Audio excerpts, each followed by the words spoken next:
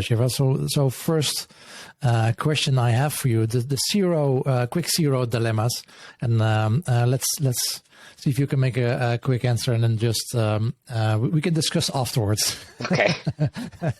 So the first one, do you think we should optimize every page for every customer, or pick specific areas and improve the shit out of those? So every page or specific page. I'd probably go specific. There's ROI you can calculate from specific, like not calculate, but there's a lot of more you can do with limited resources if you focus your efforts. I think the ROI tends to be a lot higher if you focus your efforts. I mean, CRO people, we literally never get any support from anyone ever. So when you have limited resources, if you're trying to fix the whole website, I'd say just try and focus on the things that you can optimize for, and the ones that are getting higher traffic, things that really make a difference. Focus on those rather than move the whole amount. Yeah. Second one, should we call ourselves CRO people or CRO industry, or should we use another term? Well, we're chief revenue officers, right? Yep. I hate CRO. I think experimentation's a good word for it. I know everyone debates this. CRO, like, we know what we do, but I like experimentation better. Bayesian or frequentist? I feel like this is a common one. I tend to prefer Bayesian, but like each one has their pros and cons. Neither of them's wrong, but I tend to go Bayesian as much as I can. Yeah, nice. So then let's continue. Now that we know the most important parts of you, what do you actually do from a day-to-day basis? Let's start with that. Yeah, so I'm a senior strategist at Spiro, and effectively what I do is I help manage, I like run experimentation programs for the clients, coordinate things like, experiments, hypotheses, coordinate research tests, stuff like that. Everything experimentation kind of runs through me. But one of the things I've been kind of geeking out a little bit more on is the experimentation maturity audit work that I'm doing at Spiro. That's effectively helping not up-level experiments, but make better experimentation programs. That's something I'm pretty passionate about. I've built experimentation programs for, a couple companies. It's something that I really enjoy doing, and it's something that I think a lot of people tend to get wrong. They kind of fixate on like the experiments, but not necessarily the process and the program of building that experimentation program and getting better to support those individual experiments and the research behind it. I think I've seen your colleague Ben posting about those things a bit too. So what do you guys use as determining factors for the maturity? Determining factors. There's a lot of inputs that goes into it. We kind of start with just a general survey, like asking people that are involved in experimentation, how do they run it? And the audit piece is basically just trying to understand what is their current process, and how can we utilize the current resources to get better? But also it's taking a look at the landscape of, maybe they need more resources. We have some pillars. It's strategy and culture, people and process, people and skills, data, and then like process and governance. And there's different things you could do to up-level these particular things, but it's more like one of the clients I'm working with, they maybe didn't have enough staffing, but staffing wasn't even their biggest problem. It was a process that the only experiments that they were running was feature validation. It was literally a checkbox to make sure it's not going to break the site if they did something. And that's a good use case for experimentation. So it's not a bad check. And you should do it for sure, but that was the only thing that they were using experimentation for, rather than like proactive feature exploration and identifying new features to build, right? Yeah, exactly. Yeah.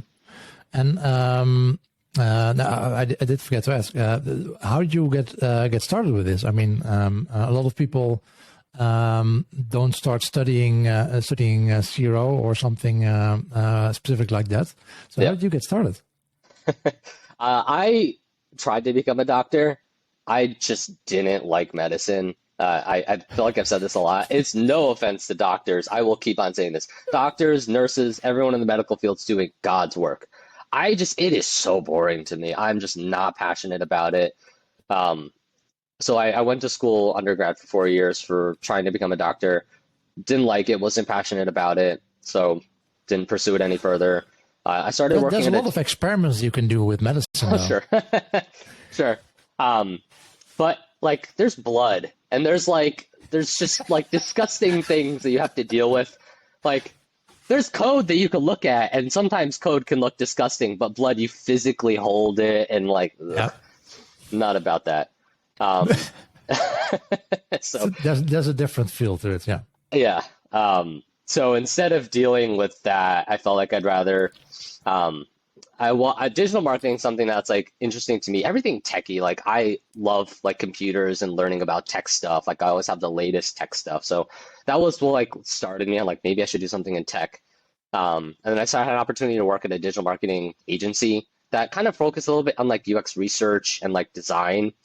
And that's where I was like, this is kind of interesting. And one of the things that stood out to me was like, I read this book, Don't Make Me Think, by Steve Krug. And God, that just it made me think, ironically, about how a lot of websites are just so poorly designed that you have to think, and there's so much friction from just getting from point A to point B. And I was like, why is everything so complicated?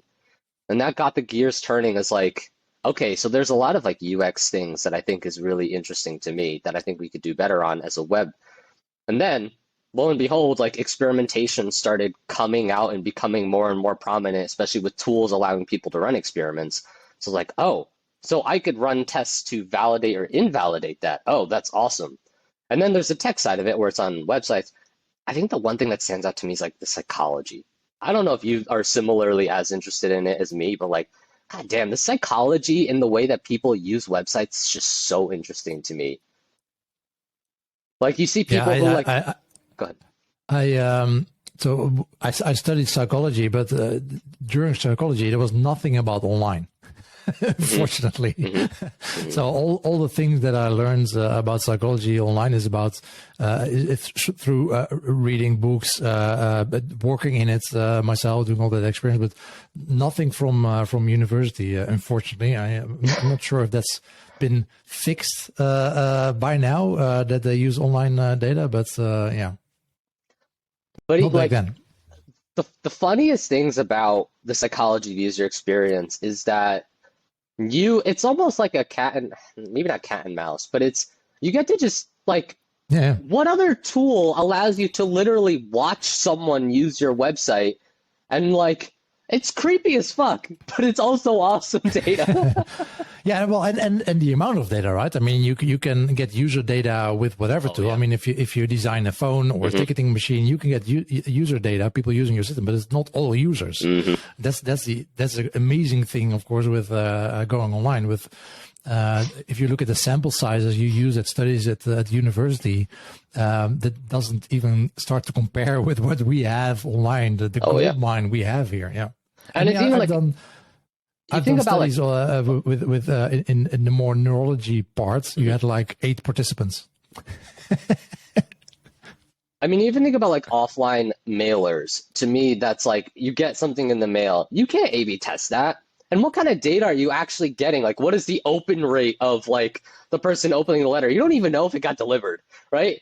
Versus to your point, the data you have online is so freaking robust. There's so much you could geek out on. Sometimes it's too much. Sometimes it's like if you go into like a session recording heat map tool or whatever, and you just watch session recordings for 4 hours without any reason to look at it, you probably wasted your time because you're just watching people use your site without any reason. Sometimes there's too much data, but like too much data with an ability to filter down to what you need to is far better than like eight people. Yeah.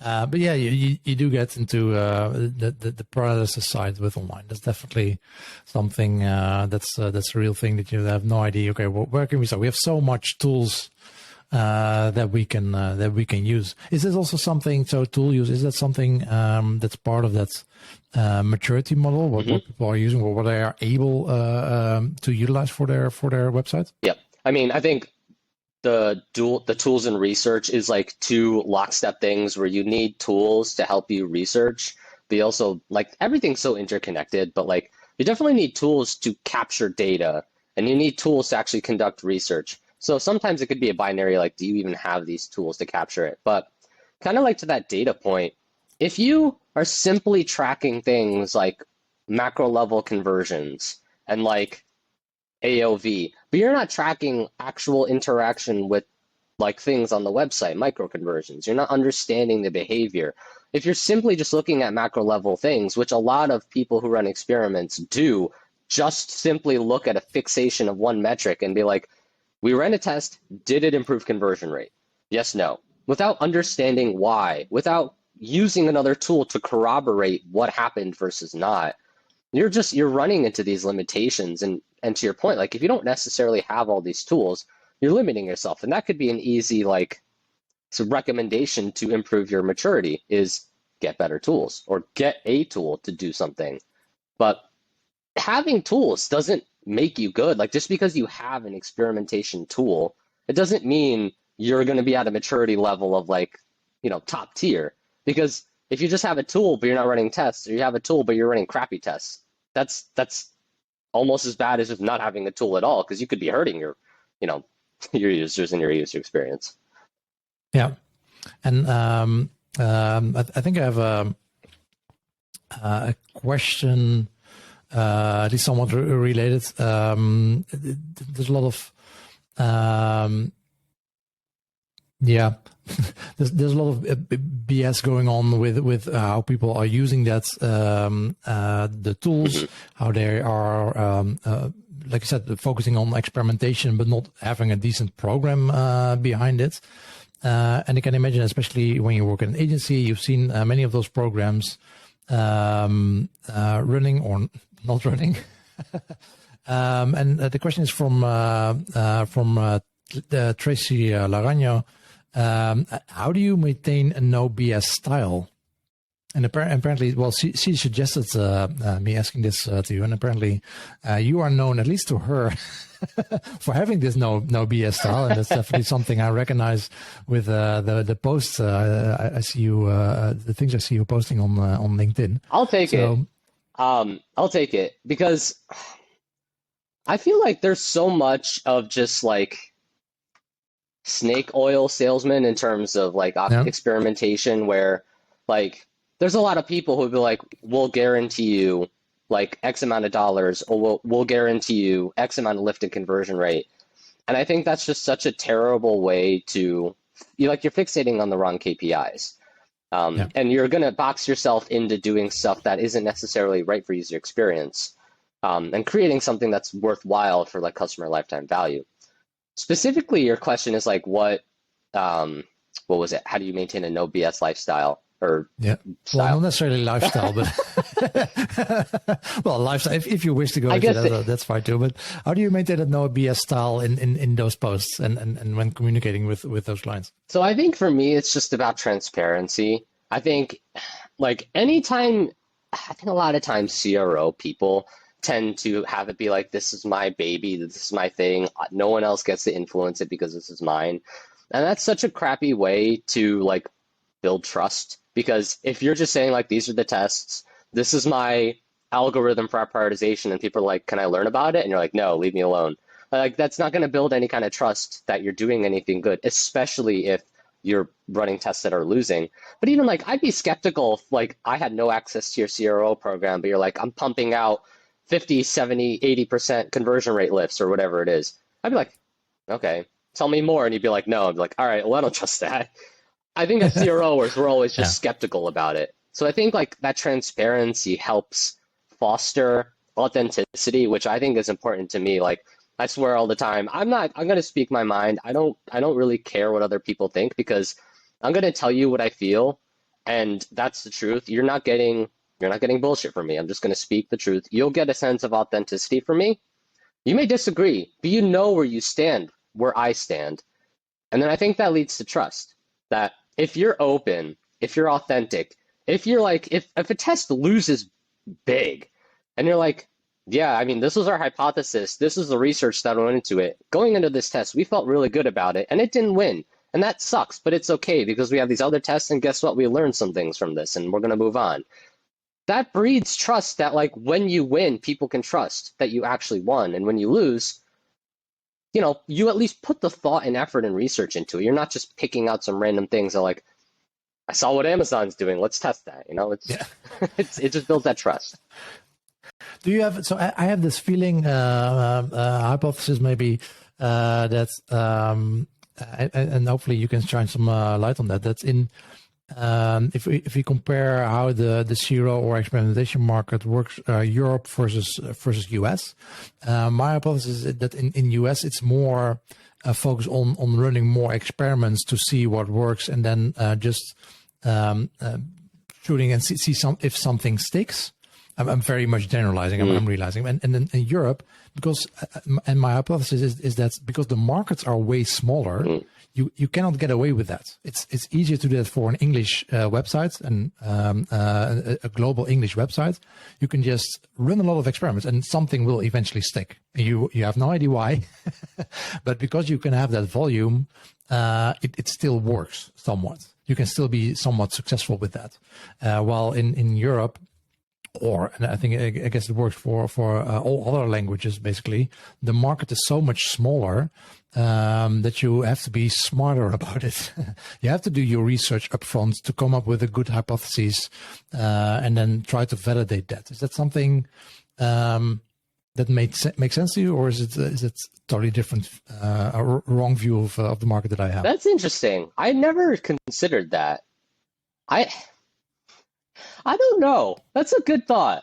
Like in the interest of authenticity, that's a sound hypothesis.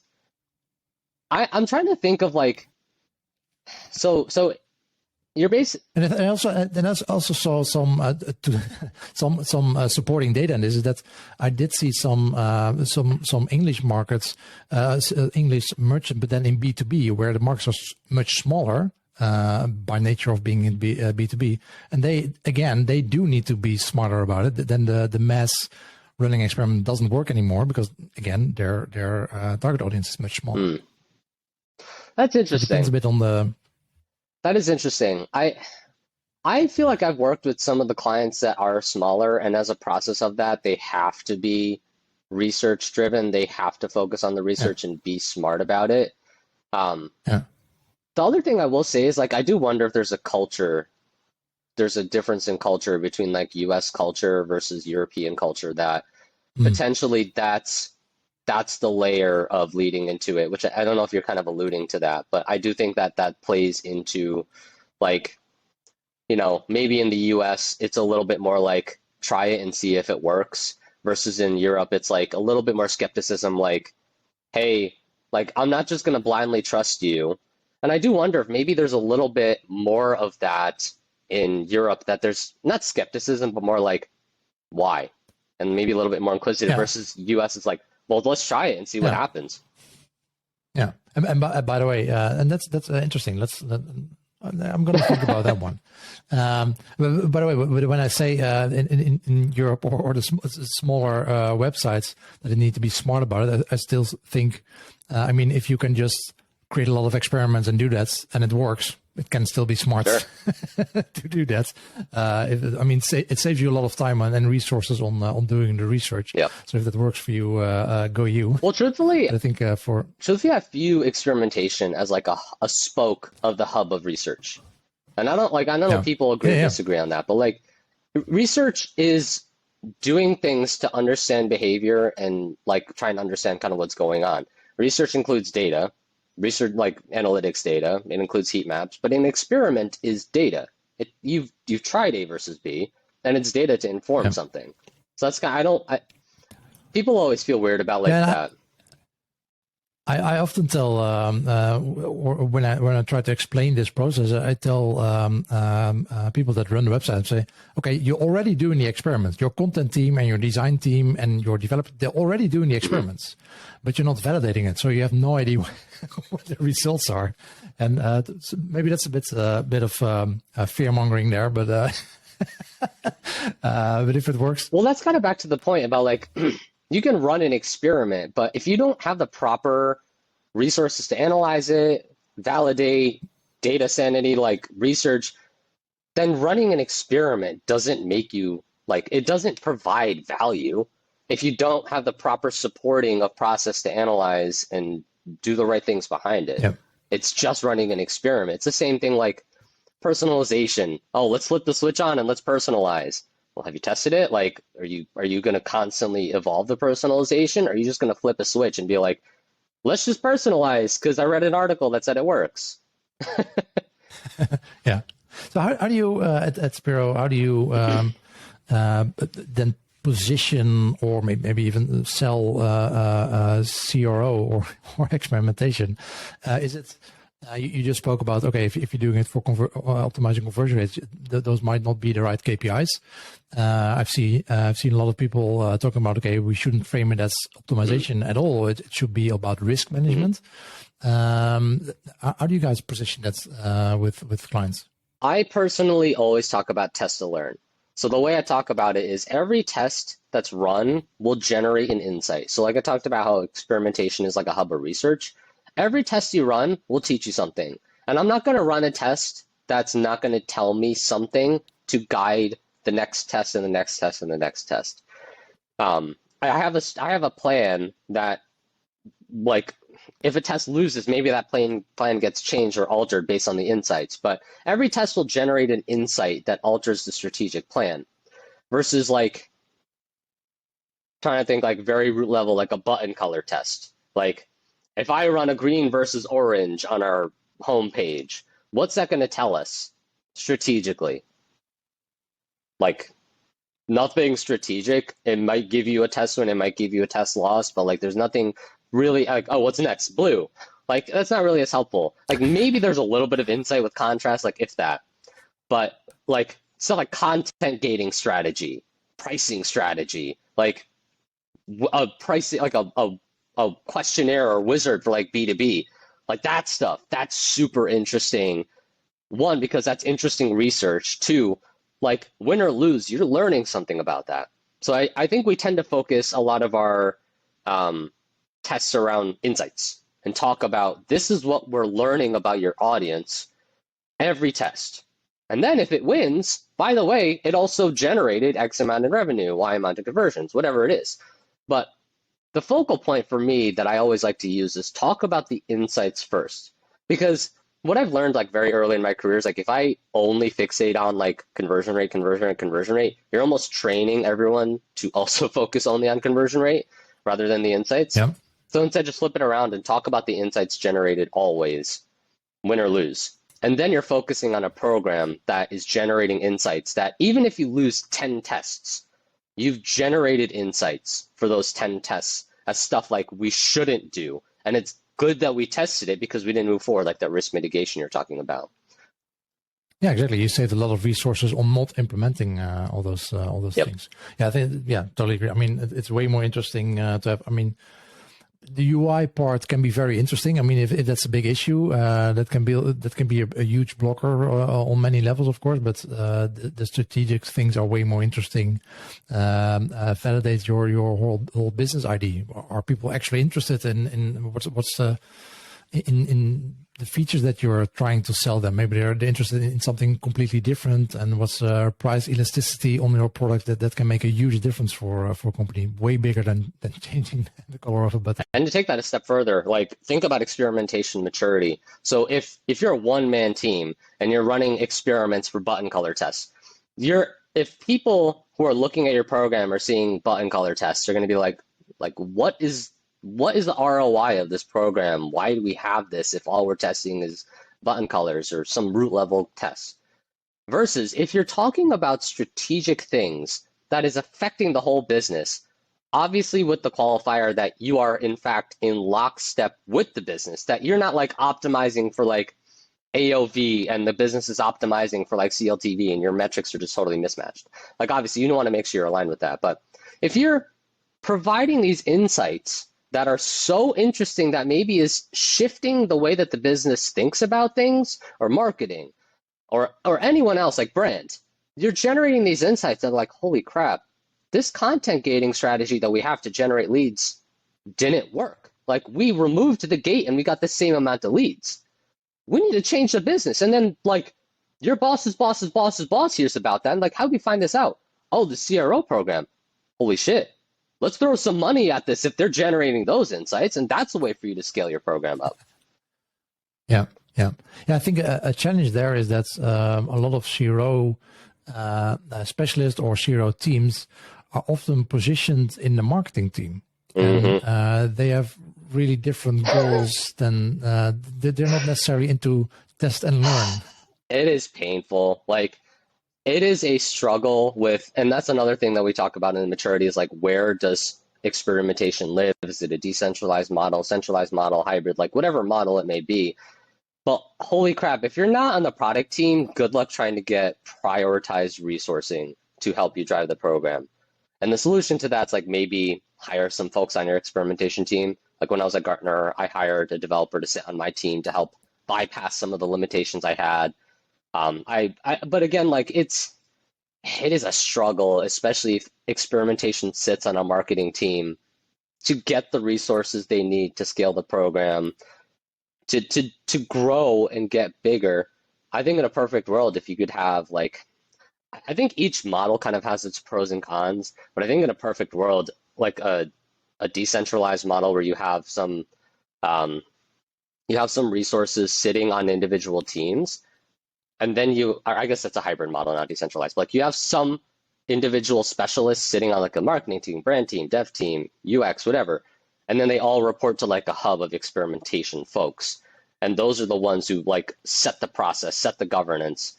Ben and I geek out about this, and he's like very passionate about like that person that sits, the people who sit in the hub, like shouldn't look at a single test. All their only jobs are like process. Their only jobs are making sure that everyone's following the right processes. They don't look at a single test. They just make sure everything's flowing properly. And then you have specialists on every team kind of flowing through everything. Yeah. Yeah, I think the one easy way if you're stuck in the marketing team might be just to get budget for to hire an external agency. That's often the fastest way to ensure that you actually can do stuff. And I think that's why there's a little bit of like scrappiness that a lot of CRO people tend to have. Like you have a CRO person that's a coder and a data analyst and can kind of design on the side. Like I think every experimentation person should have a good understanding of all of these skills. But you'll often find like I can code, not like not like top tier coding, but I can code pretty well. I can design pretty well. I'm pretty good UX UI person. Like you have to have these skills because growing in an organization that like only hires one specialist and they're expected to drive the whole program is oftentimes what happens. In a perfect world, that doesn't happen, but it oftentimes does happen where it's one person's tasked to like do everything, and that's always hard. So sometimes that person has to put on a lot of hats. Sometimes in a perfect world, if you have those like dedicated UX functions, dev functions, build relationships with these folks and just try and get some dedicated resourcing, even if it means maybe you have to trim down the sizing of tests, as long as maybe your quarter hypothesis, maybe just pushing some stuff out and just get a little scrappy. Because if you can get a little scrappy and prove yourself, then that starts to get some eyes and maybe you start to get a little bit more money flowing in. Hey, something else I wanted to ask you. So I saw this interesting post this morning, post on LinkedIn by Petra Lilander. Already asked her to come on board for an episode, but I'm curious what you think of this. She had some frustration, I think, she posted about, and she basically quoted some responses she got, I think, from people inside the company or talking about Zero, asking her, I guess. So the quote being, "Why can't we just put this on the website product? Experimentation will just slow us down." And but we know our customers need this, and our competition already has this. So why can't we just implement it? So not necessarily also for Petra, I guess, but I guess many CRO people will come across comments like this in their career. How would you advise them to respond to this? God, that's so triggering. I can't tell you how many times that's happened. Just it's like it's one of those things that we call JDIs, like just do it. A lot of people tend to just be like, well, let's just do it because we need to just do it. I'd say like one thing you should probably do is just think about what is the risk. Sometimes you have to be honest and be like, if it's like, I don't know, swapping out like a video on the home page to something new. Like, what is the data supporting it? So is it truly, truly, truly something that's impactful versus not? Like maybe the brand team's like, we want to change to this new video, and they're like, test, test, test. But how many people click on the video? Is it like 0.2% of people clicking on the video and they only watch 3 seconds of it? Like, in a perfect world, you want to test it because maybe that new video is just going to be that much better. But if that interaction rate's so low, like sometimes it's okay to just be like, fine, we'll concede. And maybe you take that coin and put it in your back pocket and be like, we conceded on this, but we make sure the next thing that you want to just do it. We cash in that chip and test it. But yeah, I mean, risk mitigation is just, there's so many things that I've tested in my career that I'm like, this is a guaranteed winner. And you run the test and it loses dramatically. And you're like, oh, okay, well, that's good we tested that. And like, it wasn't a question that you weren't going to test it versus not, but like, we're wrong a lot. A lot of people are wrong, and it's okay to be wrong.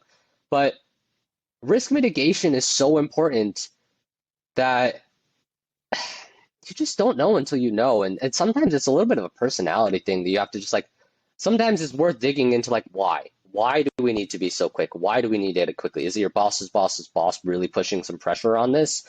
Is it like, maybe it's worth digging into like why they want to push it so quickly? And I think that's something like specifically with hippos, it's helped me understand and try and work with people who hippo highest paid person's opinion. Like someone who's like, your boss's boss's boss says do something, so you have to do something.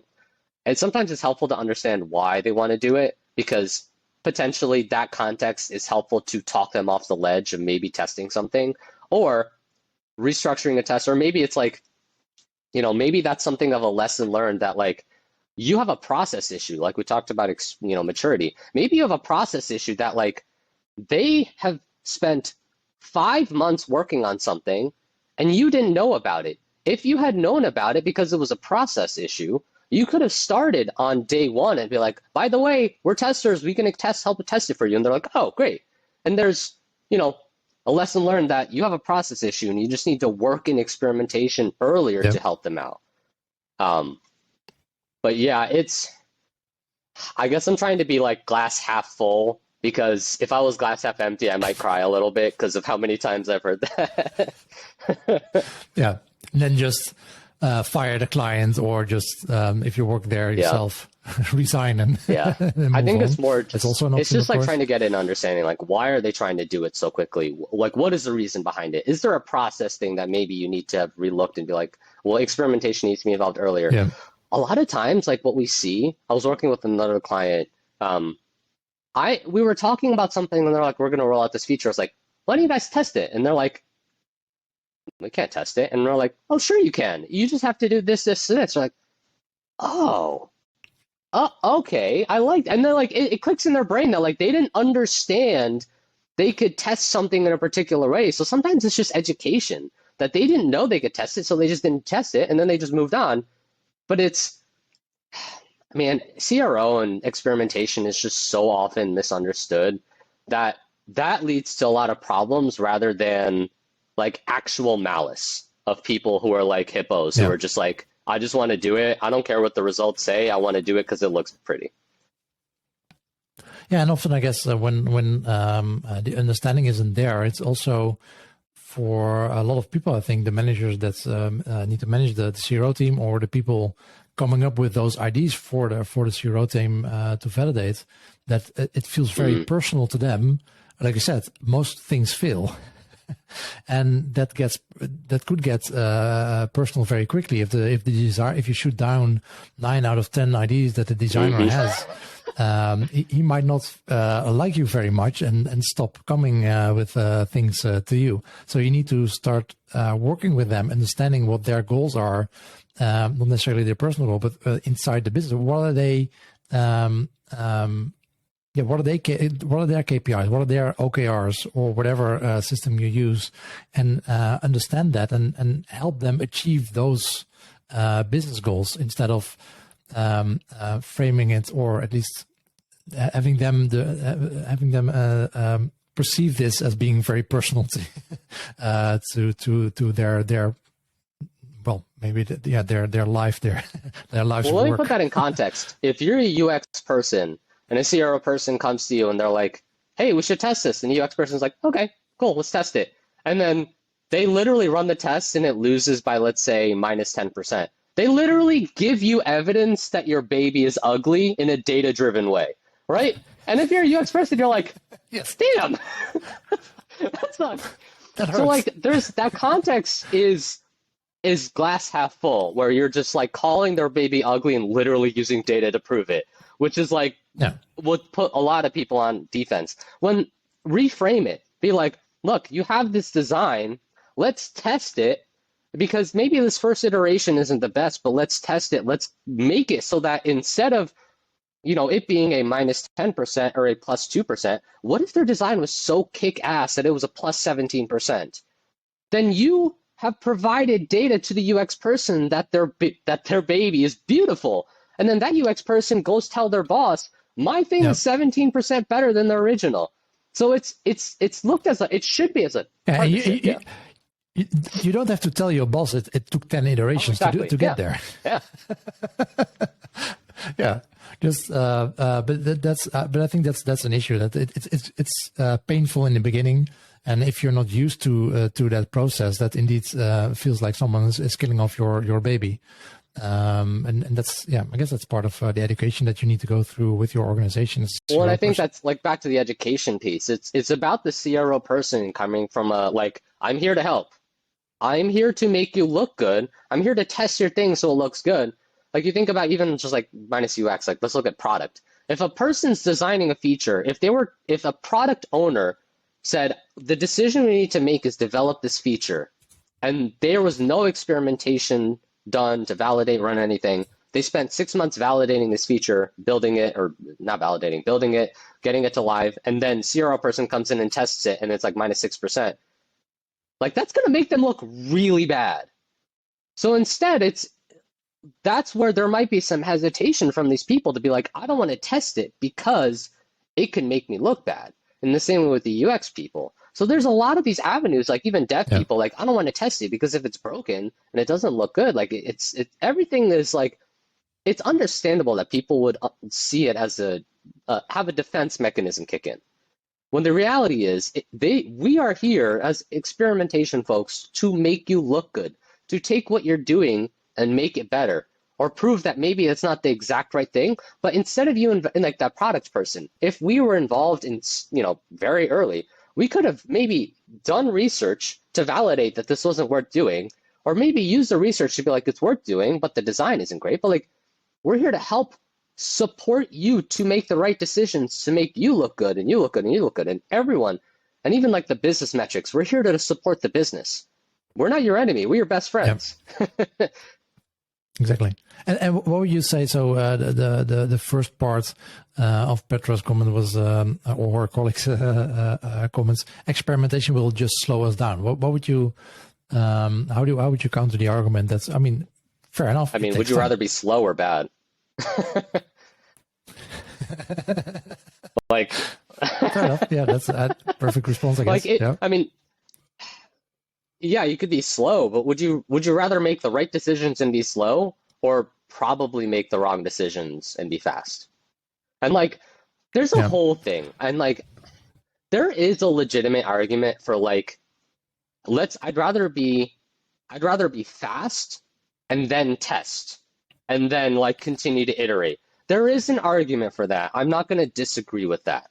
I'm not saying always be slow and always be right, but it's not usually the case that people who are like, it's going to slow us down, are people who are like, we want to go fast so that we could test it and continue to iterate and make it better. Oftentimes, from what my experience, it's like, let's roll it out very, very quickly because we have something else we need to do. And we're not going to really, like, maybe we'll have some health metrics and check up on it every now and then, but it's not like a concerted process to like go quick, test, research, and like keep it going and keep the funnel flowing to optimize. It's kind of just like, let's go quick and move on. Yeah, or those are requests like, but it's Black Friday next week, so we need to do it right now, or we have this campaign, the TV campaign going live, but then you're just you got involved in the process way too late. That's something that's in the process that you need to. Yeah, exactly. Look at. Nice. Hey, I don't want to take too much more of your time. Thank you so much for sitting down with me and talking us through your process and no BS style. Let's keep that up. There wasn't a lot of swearing today, so that's we kept it. Kept my sailors out the minimum, I guess. One question I do have for you as a final question. What are the things in your own process in working with clients that you want to improve this year, like the next 12 months? What are you excited about? The new things that you're gonna try and implement? That's a good question. I probably need to. What's on your OKR list? I probably need to do some deeper reflecting on this, but I think for me, it's something that I think I'm good at. I'm not going to toot my own horn. I think I'm great at, but I think I can be better to support the business better, which is keep on being annoying about understanding what the business is trying to do. So like I talked about a little bit before, is like, what is the business trying to optimize for? What are their priorities? And making sure experimentation is matching to it. From an internal perspective, it is a lot easier to understand those pieces because you're literally talking to everyone. It's easier to understand the business context because you're talking to everyone on a daily basis. You're having these conversations and you build these relationships. As an agency, it can be a little bit more difficult to truly understand the business direction and be able to adapt and adjust in advance and like understand it. Sometimes it'll be like, they'll have some plans kind of coming down the pipeline and we want to make sure that we support it, but we only learn about it when they knew about it like maybe last week and they knew about it for 2 months. So it's being a little bit more annoying, but like trying to truly understand the business goals and objectives to support the business in the absolute best way possible, rather than kind of confining our experiments to stuff that we maybe entirely kind of see on our own. And again, that's not saying that we're bad at it, we're really good at it, but I do think there's another level of really, really pestering executives to understand what they're trying to optimize for. Because I think on one hand, that'll help us be better experimenters, but two, that annoyingness will help executives. I'm not trying to say like Pavlov's dog, but like it'll almost train them to like think of experimentation as top of mind so that whatever internal research, whatever people we talk to internally on those teams, they'll get the support because we're being annoying about experimentation in a good way. Like we keep it top of mind so that they'll get the support, so that we'll get the support to help them. And I think it's just something that'll keep on helping if we just keep experimentation top of mind, continue to support their business so they see the value, they love it, and then they feed more money into it, and then we're more helpful. And it's just that positive feedback cycle. Yeah. Nice. Yeah, I think that's really powerful advice. I mean, I always advise people to one of the first things that you should or teams that you should talk to is probably your finance team to figure out, okay, what actually drives the business? Where is the money being made? And that's really interesting for you as a CRO person that and maybe you work at a company, you think, okay, let's increase conversion rate or revenue or profit, but maybe they're not even interested in those. They just want to grow market share. And that's the main thing. You have had a big investment, and the goal is to grow as fast as possible. You can even lose money. And it's really that's a completely different ball game than when you're already there, and then maybe just the only thing is profit. Yeah. That's a totally different. I would even add to that and say, as any CRO research person, you should always be talking to like your sales team, your marketing team, your brand team, your dev team, live chat team, support team. And like talk to these people because they have insights. They deal with stuff that you don't deal with.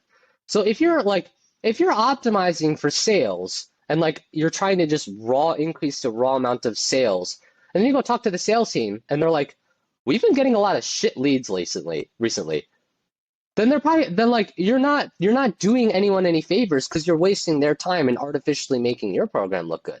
Yeah. So it's like, it's having these conversations, but also those guys are on the front lines. They see all that. So they have different data. They have different ideas. They have different things that you can use to help guide your program, because maybe the sales guy's like, man, all these people are complaining about this one question because they never know how to answer it. And you're like, oh, okay, we should test that. And then you get ideas from these other people that maybe your research never uncovered, or maybe your marketing team, like, it's have these connections. Also, again, it pushes experimentation to top of mind for everyone. The more you grow your influence and reach, the more people are talking about it, the more people are interested in it, the more buy-in you're going to get, the more interest you're going to get, the more people are going to be like, yeah, let's test it. And then again, positive feedback loop, that just gets more attention, gets you more money in the bank to grow your program. Nice. Yeah, have that as one of your OKRs. Talk to as many departments within your organization Yep. as you can. Shiva, thank you so much, and I hope to read more of your posts on LinkedIn. Likewise. Very Thanks soon. for having me. Thanks so much. Take care. Bye-bye.